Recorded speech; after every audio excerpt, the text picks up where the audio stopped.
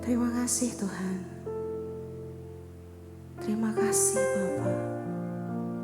Anugerah-Mu sungguh besar untuk kami Tuhan. Kami masih ada di tempat ini. Kami boleh merasakan semua kebaikan-Mu. Itu karena kasih-Mu pada kami Tuhan. Dan ini kami Tuhan, ini kerinduan kami. Kami mau lebih lagi memuji dan menyembah Engkau. Haleluya Yesus.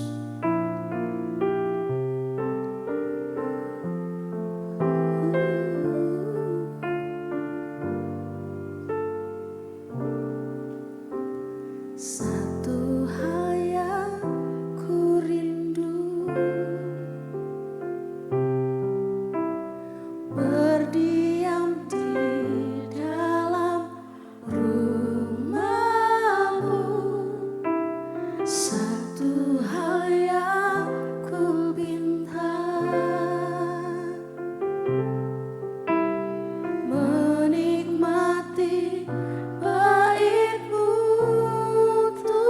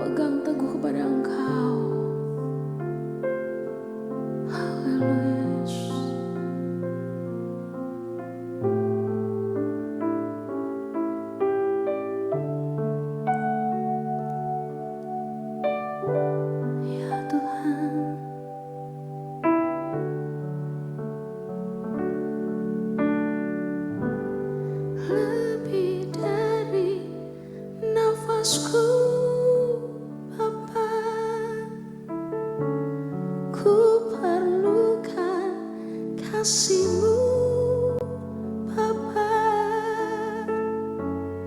berjalan di samping-Mu Bapa, seumur hidupku. Lebih dari nafasku Bapa, ku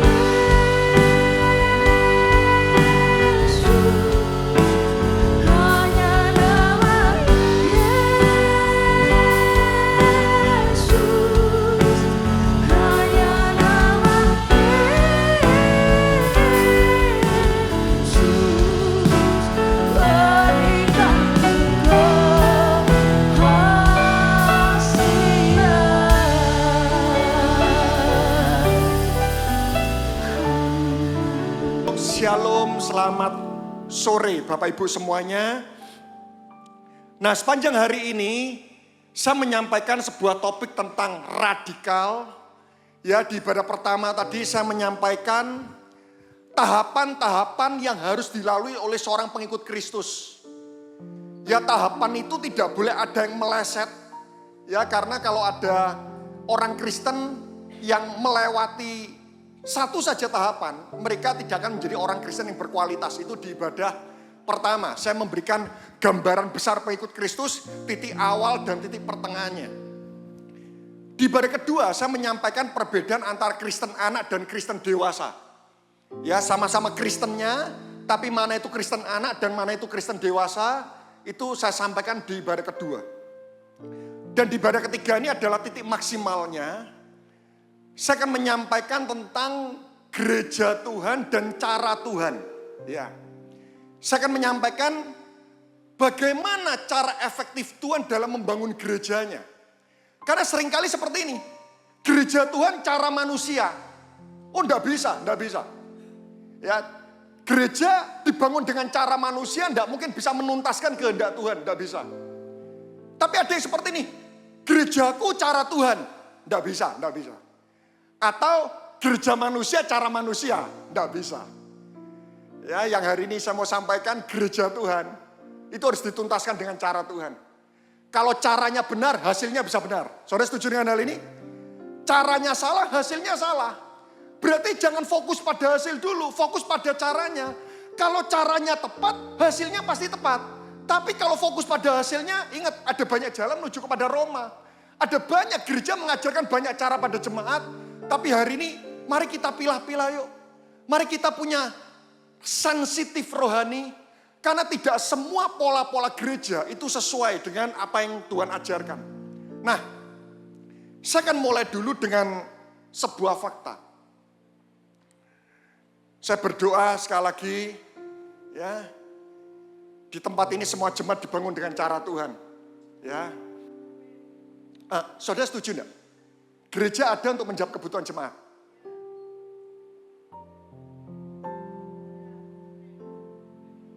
Setuju? Sama. Dulu saya berpikir seperti itu. Tapi saya tidak setuju. Jadi, tidak apa-apa. Dulu saya juga seperti itu. Ada yang ngatakan gini, ini lebih ekstrim. Gereja ada untuk menjawab kebutuhan pendeta. Oh, salah. Ya. Dulu akhirnya saya berubah. Gereja ada menjawab kebutuhan jemaat. Tapi sambil saya membaca, merenungkan firman, tidak setuju. Karena sadarkah kita, kadang-kadang keinginan jemaat itu bisa jadi kebutuhan mereka. Saya beri contoh. Suatu ketika Petrus ketemu dengan pengemis. Buat pengemis, emas perak uang itu adalah kebutuhan. Sehingga waktu pengemis ketemu dengan Petrus, dia minta uang. Tapi Petrus mengatakan, emas perak aku tidak punya. Tapi apa yang kupunya aku berikan. Demi nama Yesus seorang Nazaret itu berjalanlah. Dan akhirnya pengemis ini berjalan. Buat pengemis ini kebutuhan dia itu adalah uang. Tapi buat Tuhan melihat kebutuhan pengemis ini itu adalah kesembuhan. Kalau dia sembuh maka dia bisa bekerja. Karena itu kenapa saya tidak setuju. Gereja menjawab kebutuhan jemaat. Kenapa? Karena kebutuhan jemaat itu wakeh, betul? Sepakat? Banyak. 5 jemaat, 5 permintaan berbeda. Saya punya anak kembar Bapak Ibu. Percayalah lahir dari perut yang sama. Itu aja permintaan mereka berbeda kok. Kalau gereja menjawab kebutuhan jemaat, maka fokus gereja memuaskan jemaat. Bukan. Saya menemukan gereja itu ada, itu untuk menjawab kebutuhan Tuhan. Setuju? Kalau kebutuhan jemaat yang dicukupi, maka cuma satu lini akan tercukupi. Tapi saya mengamati, kalau gereja itu ada menjawab kebutuhan Tuhan, maka 6 lini kebutuhan jemaat akan terpenuhi. Spiritualitas, mentalitas, kesehatan, keluarga, hubungan sosial, dan keuangan pasti akan tercukupi semuanya. Karena Tuhan itu kalau mencukupi, itu secara utuh dan lengkap. Sama-sama kata utuh dan lengkap. Manusia itu kadang kebutuhan kita saja kita tidak tahu kok.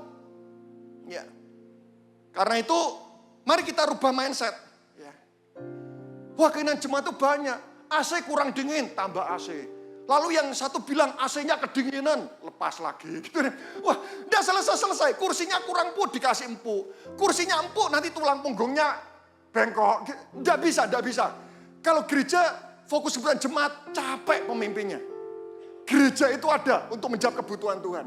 Dan mungkin itu ada orang, aku tidak suka. Loh, tidak apa-apa. Kadang-kadang apa yang tidak suka itu menyehatkan kita. Setuju? Siapa yang di sini suka masalah? Tapi masalah itu menyehatkan kita. Membuat kita selalu siap hari penghakiman. Loh, setuju enggak Bapak Ibu? Masalah itu membuat kita selalu ingat Tuhan. Masalah selalu membuat kita siap penghakiman. Kenyamanan itu membuat kita tidak siap hari kedatangan Tuhan. Karena itu cintailah masalah. Siapa yang hari ini ngalami masalah? Wajahnya penuh masalah semua kok. Loh, masalah itu selalu membuat kita siap waktu kita menghadapi hari penghakiman. Kita dipanggil sewaktu-waktu, kita selalu siap. Kenapa? Karena masalah itu jalan tol membuat kita mendekat sama Tuhan. Yang saya tahu training doa hanya membuat orang tahu tentang doa. Tapi masalah membuat orang cinta berdoa. Setuju enggak? Orang enggak perlu di training doa. Tapi kalau sudah mengalami masalah, jam 3 pagi bisa berlutut dan berpuasa. Siapa di sini rindu berdoa terus? Sudah, katakan gini loh. Ya, masalah itu menyiapkan kita di hari penghakiman. Masalah itu membuat kita selalu siap. Kenyamanan itu justru membuat kita tidak siap. Nah, saya akan tunjukkan Bapak Ibu. Ternyata dulu saya mengira di dalam Alkitab semua gereja itu bagus. Ternyata saya kaget, saya mendapati. Ada gereja di Alkitab, saya nanti akan bandingkan. Yang satu gereja terparah. Saya nanti akan tunjukkan ayat-ayatnya dan contoh-contohnya gereja ini kenapa dikatakan gereja terparah. Dan yang satu saya katakan gereja terbaik. Dan uniknya, dua-duanya pemimpinnya Paulus. Jadi kalau pemimpinnya benar, belum tentu yang dipimpin itu selalu benar. Dulu saya mengira kalau pemimpinnya benar, yang dipimpin benar. Enggak. Saya temukan dua gereja ini sama-sama pemimpinnya Paulus, tapi yang satu jadi gereja terparah, yang satu menjadi gereja yang terbaik. Nah, kita belajar ya. Apa itu gereja terparah? Ciri-cirinya seperti apa? Ini bukan teori, tapi ini fakta. Dan apa itu gereja terbaik? Sambil kita bisa berdoa, ya kita bisa, oh berarti yang kami kurang seperti itu dan sebagainya. Mari kita lihat. Next. Nah, gereja terparah di Alkitab itu adalah gereja Korintus. Ya. Saya menemukan ada minimal 10 kelemahan gereja Korintus. Yang pertama, penuh dengan perpecahan dan konflik. Itu saya berikan ayat semuanya agar Bapak Ibu bisa membrowsing nanti waktu di rumah. Penuh perpecahan dan konflik. Karena itu kenapa Paulus waktu itu marah. Mereka mengatakan, aku golongan Paulus, aku golongan Apolos, aku golongan Kefas, aku golongan Kristus. Ya. Hati-hati dengan komsel. Kadal komsel itu kalau terlalu eksklusif itu bisa memecah-mecah. Kami golongan gembala unit ini. Kita beda. Loh, hati-hati Bapak Ibu. Ya pernah, suatu ketika mungkin Bapak Ibu kenal dengan Pak David Novandi, Pak Jeffrey Teresna, kami satu tim. Suatu ketika saya punya 26 anak rohani. Ya, sekitar.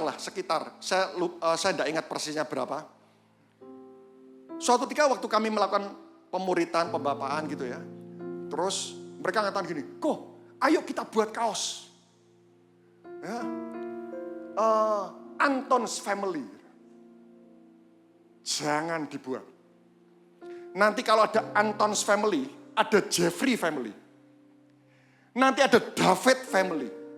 Lama-lama gereja pecah. Ya. Nanti ada Budi Utama Family. Nanti ada Angga Family. Tidak bisa. Ya, kita semua adalah Kristus Family.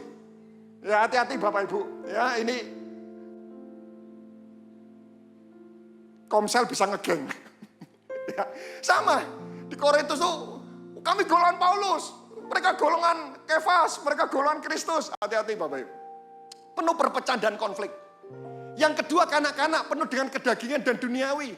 Sampai Paulus itu mengatakan, susulah yang kuberikan kepadamu karena makanan keras engkau belum dapat memakannya. Gereja Korintus itu tidak bisa ngunyah makan makanan yang keras. Yang ketiga, melakukan banyak perbuatan dosa. Di mana itu jarang ditemukan, bahkan dalam kelompok orang-orang belum percaya. Contoh, hidup dengan istri ayahnya. Banyak masalah dalam pernikahan, perceraian, terikat percabulan, penipu, dan pemabuk. Ya. Yang keempat, kelemahan gereja Korintus, jika terjadi perselisihan, suka mencari nasihat dari orang-orang belum percaya. Jadi kalau mereka konflik, mereka suka mencari nasihat dari orang-orang yang tidak percaya. Contoh, siapa yang di sini hidupnya pernah dimanfaatkan orang lain? Tidak pernah. Siapa yang di sini Anda memanfaatkan orang lain? Pernah dimanfaatkan orang lain? Pernah? Suatu ketika saya jumpa dengan orang ya, hati-hati gitu. Saya dimanfaatkan. Kalau tanya sama orang dunia, jangan mau dimanfaatkan. Jangan bodoh. Lu kadang-kadang kita dimanfaatkan nih. Kita tulus, kita bisa dimanfaatkan. Saudara setuju dengan hal ini? Kalau prinsip dunia, jangan mau dimanfaatkan. Lu kalau prinsip Alkitab, saya dimanfaatkan, rugi saya apa? Contoh, ini contoh ya. Contoh misal, saya menolong Pak Iwan. Waktu saya butuh Pak Iwan tidak menolong saya. Rugi saya apa sih? Kalau saya menolong Pak Iwan itu tujuannya, saya melakukan itu untuk Tuhan. Saya tetap dapat upah enggak? Dapat. Jadi, kalau kita menolong orang, tulus. Waktu kita butuh bantuan, dia enggak nolong kita, enggak usah marah. Kenapa? Karena waktu kita menolong orang itu, kita melakukan sesuatu untuk Tuhan. Ruginya di mana? Kita rugi kalau kita berbuat baik, tujuannya untuk diri kita. Kita rugi. Tapi bukankah Yesus adalah Tuhan? Setuju? Apa bukti Yesus adalah Tuhan? Apapun yang kita lakukan buat Tuhan. Sehingga akhirnya dalam hidup ini kita ini tenang. Kita tulus tolong orang. Orang waktu kita butuh dia tidak tolong kita. Ya sudah, kita melakukan buat Tuhan. Tapi kalau prinsip dunia tidak bisa. Yang kedua, sekali lagi saya mau tanya, siapa yang di sini pernah dimanfaatkan? Yang pernah dimanfaatkan? Tidak ada ya? Tidak ada. Saya beritahu ya. Kalau kita ini dimanfaatkan orang, itu artinya hidup kita bermanfaat. Loh, betul gak? Loh, betul apa betul? Tidak mungkin kan orang memanfaatkan kita sementara kita tidak ada sesuatu yang bisa dimanfaatkan. Berarti kalau saya mengatakan, Pak, seumur hidup saya, tidak ada orang yang mau memanfaatkan saya. Yaitu mungkin miskin, melarat, buta, telanjang. Tidak bisa apa-apa gitu kan.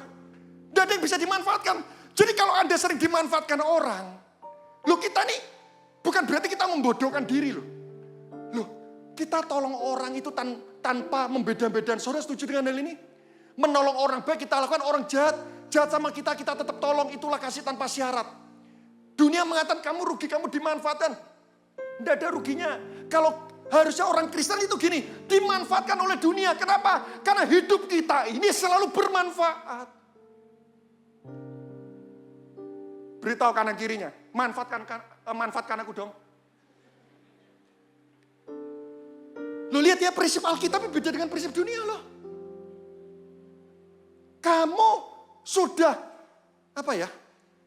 dia tidak bisa apa-apa, kamu latih, setelah bisa apa-apa, dia meninggalkan kamu. Rugi, tidak rugi. Apa yang kita tabur, kita akan tuai. Kita lakukan sesuatu, kita tolong orang ya. Apalagi di Kudus ini kan tempat transisi ya. Yud dilatih, hilang. Betul ya? Tenang, tidak ada ruginya. Tidak ada ruginya. Itu bukti kita melakukan sesuatu, itu bukan untuk diri kita, tapi kita melakukan itu untuk Tuhan. Hati-hati. Nah banyak orang berselisih itu suka cari nasihat dari orang dunia belum percaya. Hati-hati sekarang itu, pernah dengar ini istilah, butuh healing.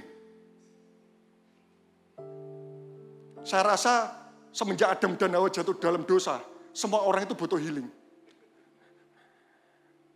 Tapi istilah psikolog itu membesar-besarkan apa yang sebetulnya itu tidak perlu dibesar-besarkan. Half life crisis. Aku ini sudah masuk usia 50 tahun. Susah melayani Tuhan. Kenapa? Half life crisis. Yang saya tahu memang mulai dulu usia 50 tahun itu tidak gampang. Quarter life crisis. Ya, masa-masa pro-M. Susah. Pertama kali menikah, memangnya ada kedua kali menikah. Ya kan? Pertama kali menikah, pertama kali punya anak, sudahlah. Ya. Hati-hati. Cari prinsip Alkitab. Suka makan daging penyembahan berhala. Next, yuk. Keenam, kikir dalam melakukan pekerjaan misi. Paulus itu sampai marah, dia mengatakan seperti ini. Upahku memberitakan Injil adalah memberitakan Injil tanpa upah. Kenapa? Karena jemaat di Korintus pelit-pelit. Pelit. Ya. Beritahu kanan kirinya, pelit itu tidak rohani. Ya. Orang Kristen pelit, itu pasti tidak pernah mengalami perjumpaan dengan Tuhan.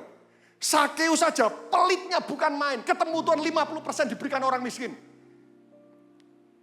Kita bilang dia cinta uang. Loh kalau kita, masalah persembahan aja, ngitung. Kelihatannya kita perlu menambahkan Bapak Sakeus. Kita lebih pelit daripada Sakeus. Saya berdoa, kaya harta itu salah satu kekayaan yang mungkin nomor 3, nomor 4 lah. Nomor 1 itu kaya kemurahan. Ya, nomor 1 juga kaya hikmat. Sudahlah, kita ini bukan kaya harta. Mungkin, kalau saudara diberkati Tuhan, haleluya. Tuhan itu sebenarnya kepingin kita itu kaya, setuju? Tidak ada orang tua kaya kepengen gini, nak maaf, papamu tukang becak, kamu minimal mandor tukang becak. Tidak ada. Papa bisa tukang becak, tapi engkau jadi dokter. Tuhan kita itu kaya. Tuhan kepingin kita itu kaya. Tapi masalahnya hati kita itu siap atau tidak waktu kita diberkati. Ada banyak pria makin dulu waktu tidak punya uang setia sama istri. Waktu punya uang makin cari wanita lain. Ya ada wanita dulu waktu tidak punya apa-apa sayang sama suami. Makin punya banyak uang makin tidak butuh suami. Kan kecenderungannya beda. Pria makin punya banyak uang, makin cari wanita. Wanita makin punya banyak uang, makin tidak butuh pria. Betul enggak Bapak Ibu? Perceraian semakin meningkat, karena hari-hari ada banyak wanita, itu menjadi wanita bisnis. Dulu zaman Siti Nurbaya, ya tidak punya apa-apa. Ya kikir dalam melakukan pekerjaan misi. Gereja Korintus pelit. Sampai Paulus mengatakan seperti ini, upahku memberitakan Injil adalah memberitakan Injil tanpa upah. Padahal seorang pekerja itu juga mendapatkan upah dari apa yang dia kerjakan. Tapi khusus di Korintus, Paulus bilang, kamu itu pelit betul. Terikat roh gelojoh atau roh rakus. Jadi orang di Korintus itu rakus-rakus. Mereka itu sebelum perjamuan makan, mereka itu melaparkan dirinya. Dikosongkan. Waktu makan bersama mereka makan sangat banyak. Sampai ada orang-orang yang tidak kebagian makan. Sampai Paulus mengatakan seperti ini, apakah kamu tidak punya rumah di rumahmu untuk kau makan dulu sebelum kau berangkat? Ya. Tolong jemaat di sini katakan, itu bukan saya Pak. Ya, itu ada acara syukuran, wah sengaja melaparkan diri. Puasa bukan cuma berapa jam 7 malam sampai jam 2, itu berapa jam? ya, wah kami puasa 3 hari 3 malam gitu kan. Wah orang Korintus sih rakus-rakus. Ya, Alkitab mengatakan, jika engkau rakus taruhlah pisau di lehermu. Tidak menghormati perjamuan kudus. Dalam pernikahan istri sangat dominan, cenderung ingin menguasai pria. Hidup hanya berfokus pada kehidupan saat ini, bukan pada kekekalan. Itu jemaat di Korintus. Saya tunjukkan jemaat gereja satunya. Ini saya katakan gereja the best. Next. Gereja Tesalonika ini adalah salah satu gereja yang saya mengatakan gereja terbaik. Dan saya menemukan dalam satu perikop, itu ada 6 kelebihan gereja Tesalonika. Itu yang jarang dimiliki oleh gereja saat ini. Kami selalu mengucap syukur kepada Allah karena kamu semua dan menyebut kamu dalam doa kami. Sebab kami ini selalu mengingat pekerjaan imanmu, usaha kasihmu, dan ketekunan pengharapanmu kepada Tuhan kita Yesus Kristus. Setuju enggak? Demikianlah tinggal ketiga hal ini, iman, pengharapan, dan kasih. Gereja di Korintus terkenal imannya, pengharapannya, dan kasihnya. Karya-karya keimannya itu melampaui kemampuan mereka. Pengorbanan kasihnya terlihat sekali. Ketekunan pengharapan mereka waktu mereka mengalami penderitaan itu sangat terlihat. Gereja Tesalonika terkenal iman, pengharapan, dan kasih. Dan kami tahu, hai saudara-saudara dikasih Allah, bahwa Ia telah memilih kamu. Sebab Injil yang kami beritakan bukan disampaikan kepada kamu dengan kata-kata saja, tetapi juga dengan kekuatan Roh Kudus. Di Tesalonika, setiap firman disampaikan itu selalu disertai dengan kekuatan Roh Kudus. Berarti apa yang disampaikan itu selalu sesuai dengan kehendak Tuhan. Dan dengan suatu kepastian yang kokoh. Memang kamu tahu bagaimana kami bekerja di antara kamu oleh karena kamu. Oke, next. Dan kamu telah menjadi penurut kami dan penurut Tuhan. Jemaat di Tesalonika itu sangat nurut pemimpin dan nurut Tuhan. Tidak boleh hilang satu. Apa jadinya? Kalau nurut pemimpin tapi tidak nurut Tuhan. Penjilat. Setuju? Sangat nurut pemimpin tapi tidak nurut Tuhan. Penjilat. Tapi apa jadinya? Nurut Tuhan tapi tidak nurut pemimpin. Pemberontak. Tapi kalau sudah tidak nurut pemimpin, tidak nurut Tuhan. Iblis saja minder. Ya, jemaat di Tesalonika itu cuma jadi nurut pemimpin, penundukan diri, kerendahan hati, tapi juga taat kepada Tuhan. Wah, ini perhatikan ya. Dalam penindasan yang berat, kamu itu selalu menerima firman dengan sukacita yang dikerjakan oleh Roh Kudus. Siapa yang hari ini mengalami penindasan berat? Ya. Orang Kristen tidak ditindas saja menerima firman-Nya. Ya. Di Tesalonika penindasan berat, tapi firman sampaikan sukacita. Ini ngeri. Lu kalau hidup diberkati, firman sampaikan amin, normal. Tapi kalau kulkas tidak ada makanan, dapur sudah tidak mengepul asap, beras kehabisan stok, toko omset lagi menurun, kantong tidak ada, istri sakit, anak mengalami masalah, dengar firman tetap sukacita, itu luar biasa loh. Besi ini kapan terlihat kuat? Dipukul tidak bengkok. Kapan orang Kristen terlihat terbukti kuat? Dipukul masalah hidupnya tidak bengkok. Di Tesalonika itu ngeri. Dengar firman, penindasan, sukacita. Mereka itu, saya tidak nemukan. Cuma Tesalonika kecewa. Tidak nemukan. Sehingga, ini nih, tujuan ini ngeri. Sehingga kamu telah menjadi teladan untuk semua orang percaya di wilayah Makedonia dan Akaya. Nah, saudara perlu tahu, jadi orang di Tesalonika itu jadi teladan, Makedonia, Akaya. Makedonia itu utara Yunani, Akaya itu selatan Yunani. Jarak Makedonia ke Akaya itu 400 km. Ingat zaman dulu tidak ada sosmed. Kalau sekarang khotbah di Taiwan orang bisa tahu. Zaman dulu tidak ada sosmed. Jangkauannya dampak mereka itu 400 kilometer. Nah, ada sebuah persekutuan doa di Surabaya, itu terletaknya di kampung kecil. Saudara.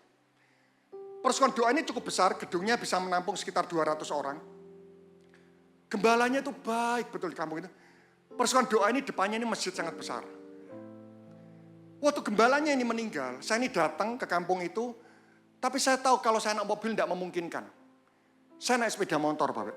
Nah, waktu saya naik sepeda motor, parkiran itu penuh betul. Dan akhirnya warga di kampung itu, semua keluar, buka pintu pagar rumah. Kami diberitahukan gini, Pak silakan masuk ke rumah kami. Karena parkiran memang tidak ada. Mobil itu sudah di jalan raya itu sudah orang jalan jauh semuanya. Akhirnya saya masukkan parkiran sepeda motor saya ke parkiran ke rumah itu. Ternyata waktu saya jalan, semua rumah-rumah itu dipenuhi dengan menjadi parkir sepeda motor. Waktu saya masuk, kapasitas 200 itu yang masuk ke sana itu 500 orang itu sampai berdiri berdesak-desakan Bapak. Dan itu dilakukan secara 5 hari. Dan yang lebih hebat lagi, waktu saya pulang, saya mau ngambil sepeda motor saya bayar parkir. Mereka itu ngatain gini, Pak, enggak usah. Persekutuan ini sangat mengasihi kami. Kami semua selama 5 hari, kami semua standby, pintu rumah kami buka. Silakan, kami semua warga kampung menjaga semua mobil dan motor. Kami tanggung, kami akan bertanggung jawab dan tidak perlu bayar parkir sedikit pun. Saya diam. Ini cuma terkenal di kampung.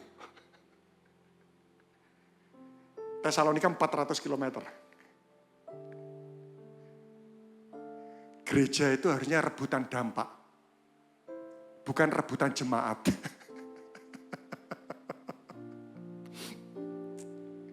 Saya keluar itu, silakan Pak, semua warga kampung bukan Kristen. Kami semua berjaga semua Pak. Karena dari antara kamu, firman Tuhan bergema bukan hanya di Makedonia dan Akaya. Tetapi di semua tempat telah tersiar tentang imanmu kepada Allah. Sehingga Paulus tuh hampir tidak capek khotbah.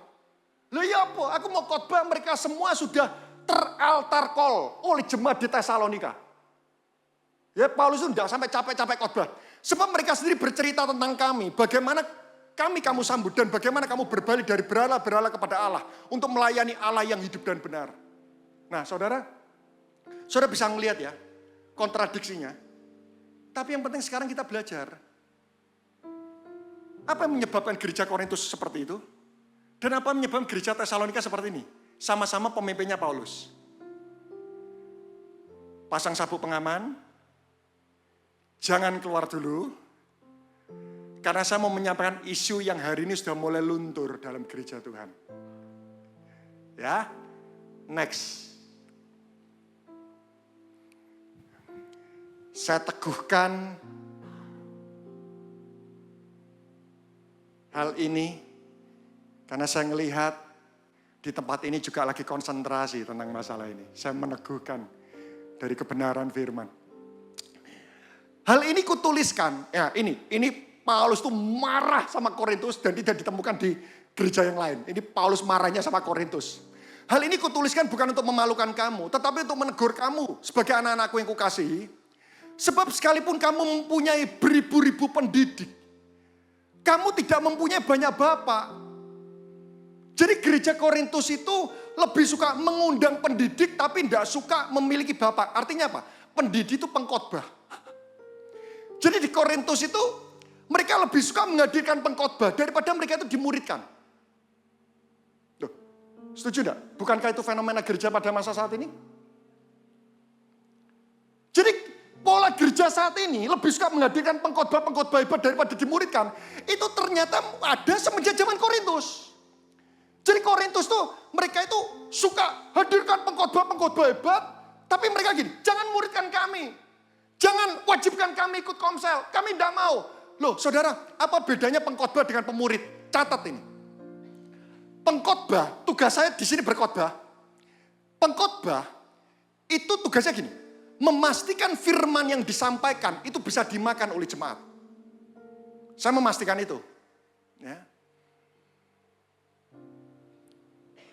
Saya menyiapkan firman, saya pastikan firman itu bisa dimakan oleh Anda. Itu tugas pengkhotbah. Tapi kalau pemurid memastikan firman yang disampaikan itu dihidupi oleh jemaat. Loh, saya tidak bisa memastikan Anda menghidupi loh. Saya cuma memastikan firman yang saya sampaikan itu bisa dimakan oleh Anda. Tapi pemurid itu memastikan firman yang disampaikan itu dihidupi. Karena jumlahnya tidak banyak. Loh, sekarang kalau saya mau memastikan, Pak Iwan sudah melakukan, Pak Iwan, 10 jam ibadah. Tidak bisa. Itu sama seperti babysitter dan orang tua. Apa bedanya babysitter dan orang tua? Babysitter itu membesarkan. Orang tua mendewasakan. Babysitter yang penting gini, kasih makan. Lapar, kasih makan. Tapi kalau orang tua, mendewasakan. Itu sama seperti guru les dengan orang tua. Guru les itu tugasnya apa sih? Memastikan murid mengerti apa yang diajarkan. Setuju? Orang tua memastikan anak mengerti dan menghidupi apa yang diajarkan. Sayangnya, gereja hari ini lebih menghormati guru les daripada orang tua.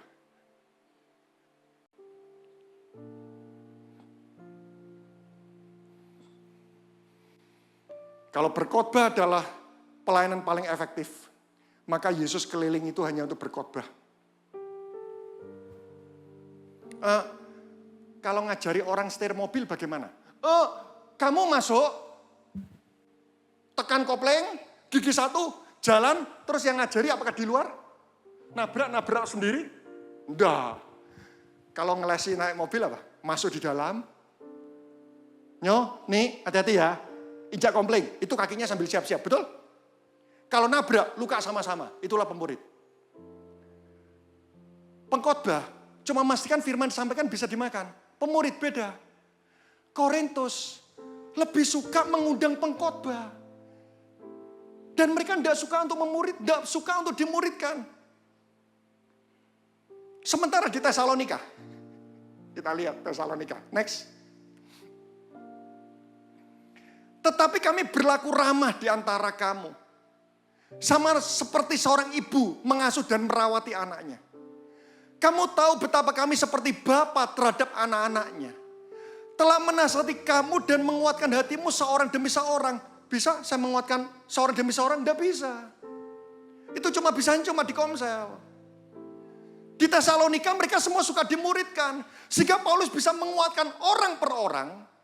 Dan meminta dengan sangat mendoakan sungguh-sungguh dan mengajari supaya kamu hidup sesuai dengan kehendak Allah.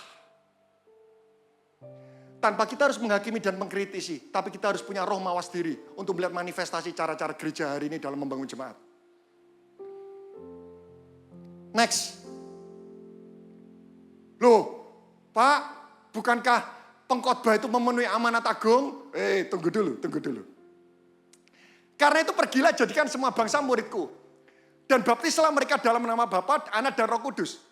Perhatikan 20. Dan ajarlah mereka apa Bapak Ibu? Melakukan. Loh Pak, pengkhotbah itu kan ajarlah mereka melakukan. Tunggu dulu. Di sini tidak dikatakan ajarlah mereka mengetahui. Beda enggak? Kalau pengkhotbah ajarlah mereka mengetahui. Anda tahu. Tapi kalau pemurid, ajarlah mereka melakukan. Bagaimana ngajari jemaat merenungkan firman? Tidak bisa melalui khotbah. Itu melalui sebuah pemuritan. Jadi pemuritan sama seperti ini. Saya ngajari anak saya cuci piring ya. Nak, cuci piring ya. Kalau pengkhotbah gini. Cuci piring, guyur pakai air, ya, bersihkan, kasih sabun, taruh. Itu pengkhotbah. Tapi kalau pemurid, nak, cuci piring ini gini, ambil piring kotor, buang makanan sisa itu di tempat sampah dulu, karena kalau dibuang langsung di basing nanti nyumbat. Dibuang dulu, guyur pakai air, kasih sabun, siram air, taruh di tempat pengering piring. Paham nak? Paham Pak. Oke.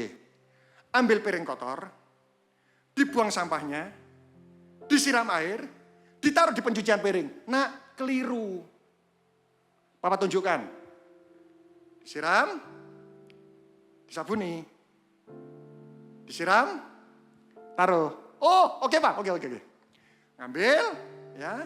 terus setelah itu dibuang sampahnya di tempat sampah kotor, dipakai, terus setelah itu langsung disabuni, ditaruh. Kurang nak, dilicinkan dulu. Ya. Sampai satu titik anak ini akhirnya melakukan, dibuang dulu, disiram pakai air, terus setelah itu disabuni, dibersihkan, baru setelah itu ditaruh. Betul nak, bisa melakukan lagi, bisa apa? Itu pemuritan. Jemaat di Korintus lebih suka dengarkan khotbah hebat, tapi mereka tidak suka dimuridkan. Tidak perlu kita berdebat ya. Sudah ada faktanya Alkitab. Pak, gereja itu kok besar? Loh, belum tentu gereja yang jemaahnya besar, itu semuanya berkualitas. Loh, ada banyak gereja besar juga mudah disesatkan kok. Next. Bagaimana cara memuridkan? Ya. Yang pertama, next. Nah, cuma 2 saja deh, cuma 2 aja. Ya. Ini perkataan Paulus di Tesalonika. Demikianlah kami dalam kasih sayang besar kepada kamu. Bukan saja rela membagi Injil, pengkhotbah itu bagi Injil. Dengan kamu tetapi juga hidup kami sendiri dengan kamu. Karena kamu telah kami kasih, pemurid itu bagi hidup. Contoh, saya sama David Novandi itu memimpin komsel-komsel area pernikahan. Bapak Ibu setuju tidak? Konflik di pernikahan itu rumit-rumit. Bahkan sampai semua teori sudah diberikan pun, itu belum tentu langsung baik. Saudara setuju dengan hal ini? Suatu ketika, kami melihat ada salah satu anggota komsel. Mereka tengkarnya itu sudah sampai titik kritis ya. Dan masalahnya gini, mereka berdua, teman komselnya tidak didengar, pemimpinnya tidak didengar, gembalanya pun ngomong tidak didengar, dan mereka sudah ada di titik kritis. Kami ini bingung. Ini terus apa yang harus dilakukan? Di konseling tidak bisa kok. Ayat ngerti, gitu kan ya. Mereka konflik betul, teman komsel memberitahu tidak didengar, pemimpin komsel tidak didengar, gembala tertinggi tidak didengar. Akhirnya sudahlah satu komsel cuma doa, Tuhan tolong Tuhan, tolong Tuhan. Terus tiba-tiba pada waktu di titik kritis, saya mendengar gini, suami istri ini sudah mau cerai. Yang suami, saya mau keluar rumah. Tiba-tiba loh, anaknya yang SMP, itu tiba-tiba mendekati papa sama mamanya. Pa, ma, aku mau ngomong. Anak ini ngomong sepanjang 10 menit. Tiba-tiba papa mamanya diam. Terus papanya tanya, kok kamu bisa ngomong seperti itu? Anak SMP, kelas 2. Kok kamu bisa ngomong seperti itu? Aku tadi waktu ngomong ya takut, Pak. Tapi enggak tahu tiba-tiba bisa ngomong. Dia ngomong panjang lebar, gembala tidak didengar, pemimpin komsel tidak didengar, teman gereja tidak didengar. Anak ngomong, tiba-tiba meluluhkan hati orang tuanya. Cara Tuhan itu hebat. Dan akhirnya mereka batal cerai, rumah tangganya akur. Salah satunya kenapa?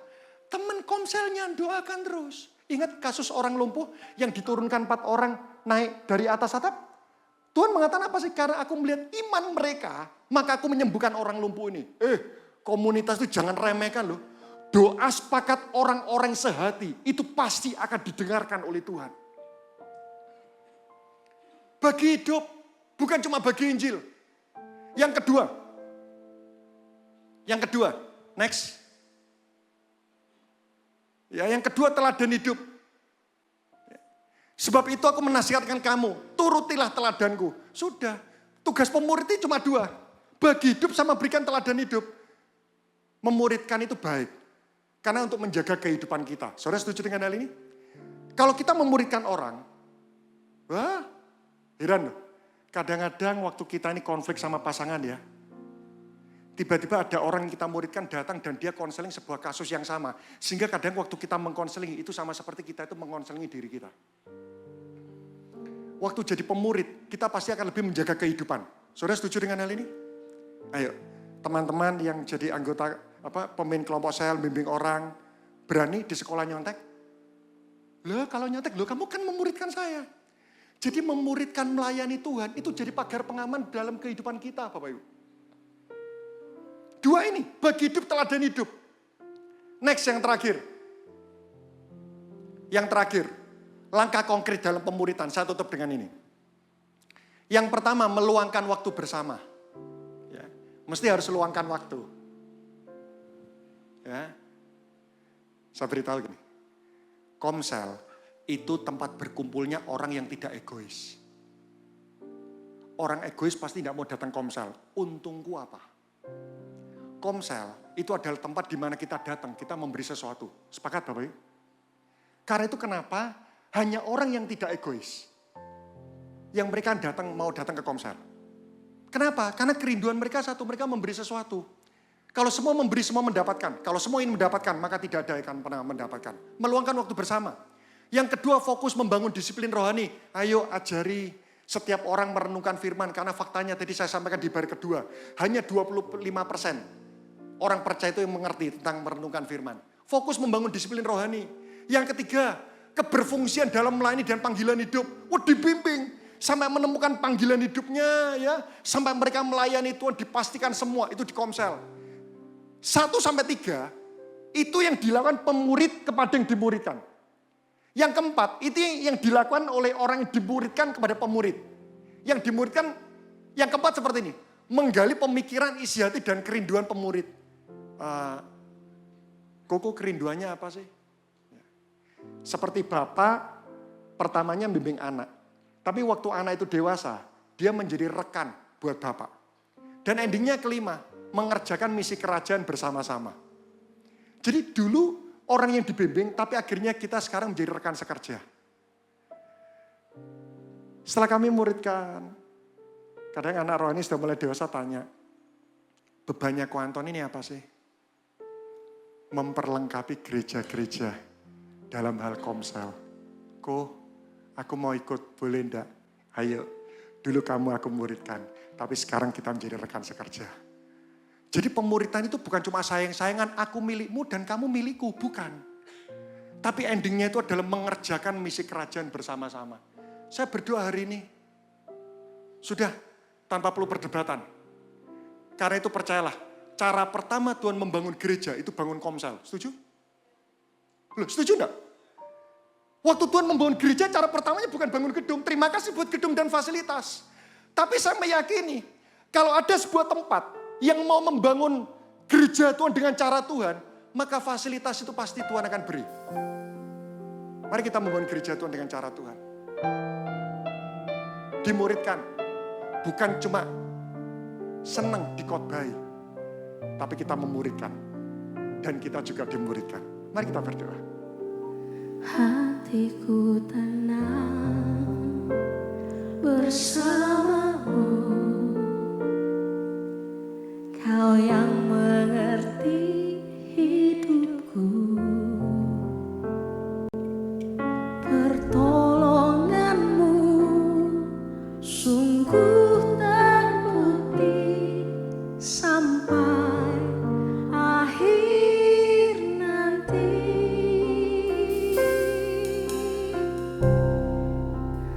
Hatiku tenang bersamamu, Kau yang mengerti hidupku. Pertolonganmu sungguh terbukti sampai akhir nanti. Kau tetap